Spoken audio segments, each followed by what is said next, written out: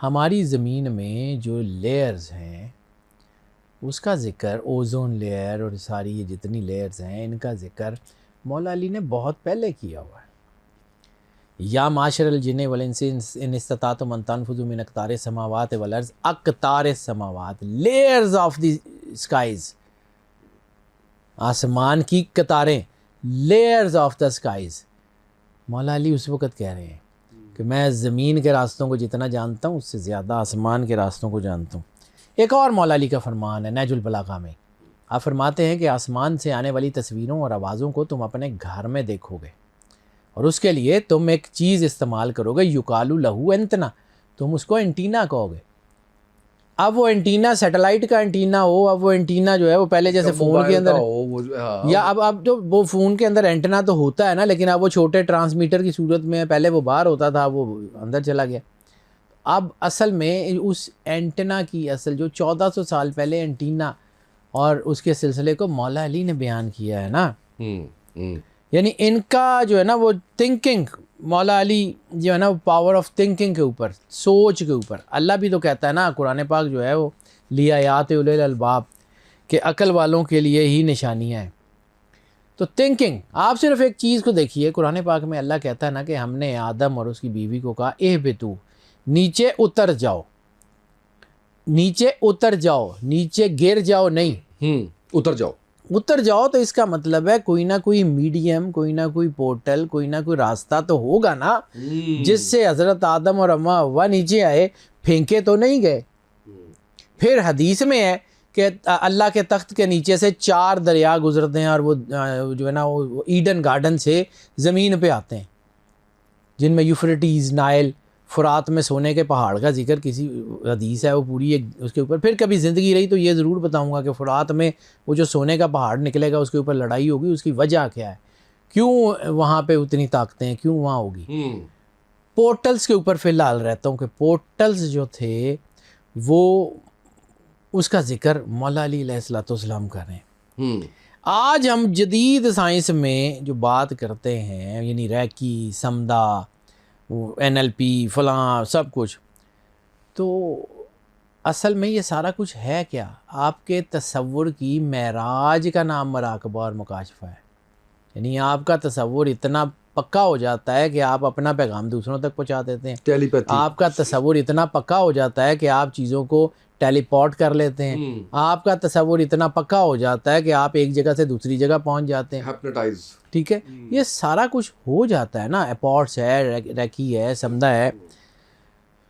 تو اب مولا علی علیہ الصلوۃ والسلام نے جو ہے وہ ایک اس کے اوپر ایک بات کی جس میں آپ فرماتے ہیں کہ ہوموسیپینس، یعنی سوچنے والوں میں سے بہت سارے لوگوں میں سوچ موجود ہے لیکن انسان کی سوچ اس سے ڈیفرنٹ ہے.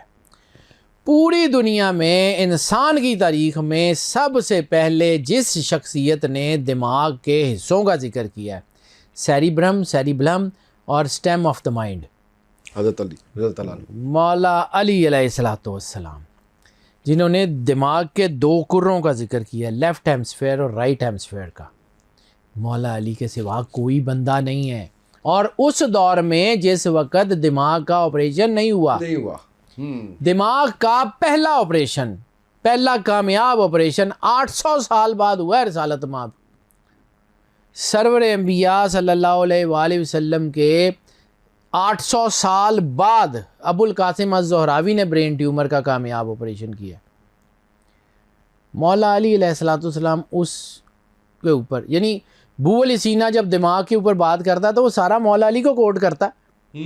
آج دنیا کی سب سے بڑی کتاب میڈیسن کی ہے القانون، اس میں جہاں دماغ کی حالتوں کا چیزوں کا ذکر ہے وہ سارا مولا علی کا فرمان ہے. یہ سیریبلم یہ کیا ہوتا ہے، لیفٹ ہیمسفیئر. اچھا ایک کتاب ہے، میں چونکہ کتابوں کا آدمی ہوں، ایک کتاب ہے کبھی موقع ملے تو ضرور پڑھیے گا، کارل سیگن کی. ٹھیک ہے، اس کی کتاب کا نام ہے، یہ میں نے لکھا ہوا تھا، ہاں، the dragons of the Eden. The dragons of the Eden بہت خوبصورت کتاب ہے پرائمیٹس کے اوپر، کہ یہ جو پرائمیٹس بنے ہیں یہ پرائمیٹس کیا ہیں، یہ کس طرح ہے، یہ چیزیں کہاں ہوتی ہیں.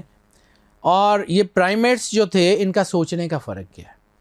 اب مولا علی علیہ الصلوۃ والسلام نے فرمایا کہ وہ جو سوچنے سمجھنے والی مخلوق ہے وہ ہیں کہ جن کی سوچ اپنی ذات سے باہر نہیں جاتی، اپنا کھانا، اپنی افزائش نسل، اپنا رہنا سہنا، جب کہ اللہ نے انسان کو وہ نور دیا ہے جو اس کو واصل اللہ ہونے کا راستہ دکھاتا ہے. ہومو سیپینز اور باقیوں کا فرق مولا علی 1400 سال پہلے بھی، یعنی پرائمیٹس میں چمپینزی بھی تو سوچتا ہے، چمپینزی بالکل سوچتا ہے، من مانس ہیں، چمپینزیز ہیں. یہ ڈریگنز آف دا ایڈن جو ہے نا اس کتاب میں اس نے یہ ساری چیزیں بتائی ہوئی ہیں. پھر اس میں جو ہے وہ اس میں جو ہے نا انسان کے اوپر، انسان کے وجود کے اوپر مولا علی نے بہت کچھ بات کی ہوئی اسی میں سارے میں.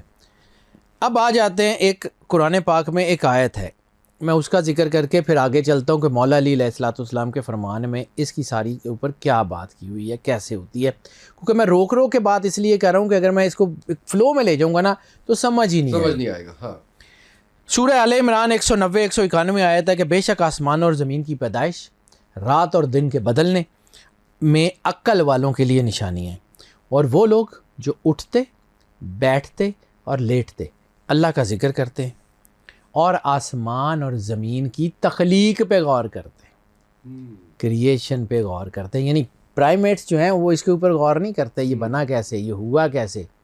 ان کی اپنی ذات تک مولا علی نے وہی فرمانا ہے کہ ان کو اپنے کھانے کے لیے، اپنی حفاظت، وہ بندر کو آپ جو ہے نا وہ کہیں دے دیں، وہ لکڑی سے وہ دیمک کے اندر ڈال کے اس کو نکال لے گا، وہ اپنے کھانے تک عقل لڑا لے گا. لیکن بندر کو کہیں کہ جی آپ نے جو ہے نا یہ کائنات کے راز پڑھنے ہیں تو اس کے بس کی بات نہیں ہے. اسی لیے اللہ نے کہا تھا کہ میں جانتا ہوں تم نہیں جانتے، جب فرشتوں نے اعتراض کیا تھا. اب انسان کا اصل کام کیا ہے کہ جو وہ سوچے وہ جو ہے اس کو اللہ کے تابع کرے، یعنی اس کی سوچ بے قابو نہیں. انسان کی جو راستہ ہے وہ معرفت الہی کا ہے سفر، یعنی اللہ کو پہچاننا. من عرف نفسہ فقد عرف ربہ. مولا علی علیہ الصلوۃ والسلام سے بڑا میتھمیٹیشین میں نے نہیں دیکھا، مولا علی سے بڑا فلاسفر میں نے نہیں دیکھا، مولا علی سے بڑا مائکرو بایولوجسٹ میں نے نہیں دیکھا، مولا علی علیہ الصلوۃ والسلام سے بڑا جیولوجسٹ میں نے نہیں دیکھا. مولا علی علیہ الصلوۃ والسلام کے علاوہ میں جتنا میری علم ہے، میں پھر کہتا ہوں کہ علم is like an ocean, knowledge is like an ocean. سمندر ہے، بے کراں سمندر ہے، مدینہ العلم کا احاطہ نہیں ہو سکتا وہ اس کے اندر کیا کیا ہے. باب مدینہ العلم کا احاطہ بھی نہیں ہو سکتا کہ ان کے دروازے میں ہے کیا کیا. لیکن اگر علم ایک بے گراں سمندر ہے نا تو کوئی بندہ کائنات میں یہ نہیں کہہ سکتا سوائے مولا علی کے سلونی ان تفتدونی، مجھ سے پوچھ لو اس سے پہلے کہ تم مجھے کھو دو. تمام علم کا دعویٰ صرف یا سرور انبیاء کو زیب دیتا ہے یا مولا کائنات کو زیب دیتا ہے. اب جتنے بھی دنیا میں عالم ہیں، کوئی بھی XYZ، کوئی بھی جتنے بھی عالم ہیں، وہ سارے کے سارے مل کے بھی یہ کلیم نہیں کر سکتے کہ ہمارے پاس علم ہے. اس سمندر میں سے کسی کے پاس ایک ڈراپ ہوگا، ایک بکیٹ ہوگی، ایک آدھا کو